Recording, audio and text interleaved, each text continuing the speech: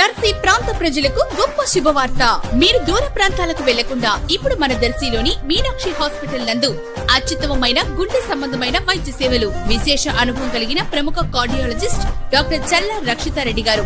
మా వద్ద ECG, 2D echo scan, TMT, emergency heart attack injection సౌకర్యం కలదు. ఛాతి నొప్పి, గుండెదడ, ఆయాసం, పాదాల వాపు మరియు అన్ని రకాల గుండె సంబంధ వ్యాధులను అన్ని వేళలా చూడబడును. Meenakshi hospital, Podili road, Darsi. Cell 7842875308.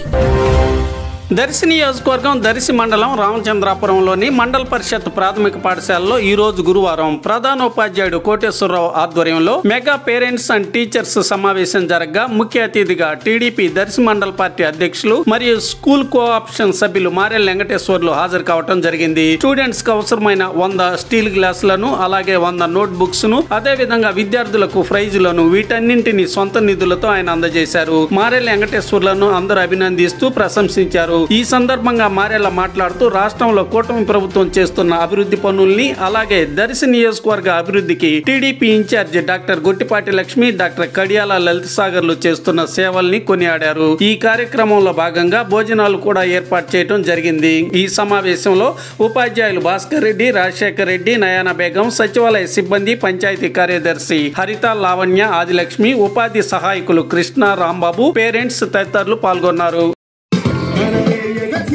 అడ్రా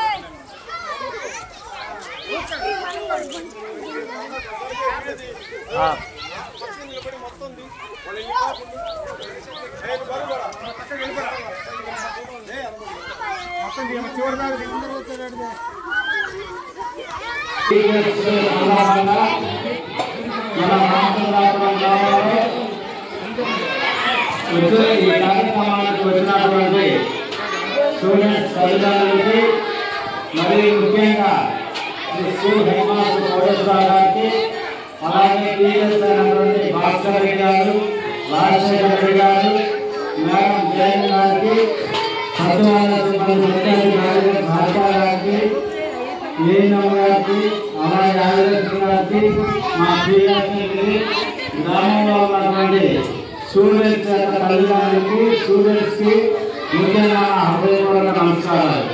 రాష్ట్ర ప్రభుత్వం ప్రతిష్టాత్మకంగా చేపట్టినటువంటి ఈ కార్యక్రమంలో మన ముఖ్యమంత్రి వారి చంద్రబాబు నాయుడు గారు కానీ, ముఖ్యమంత్రి మంత్రి పవన్ కళ్యాణ్ గారు, విద్యాశాఖ మంత్రి లోకేష్ బాబు గారి ఆదేశాలతో, మన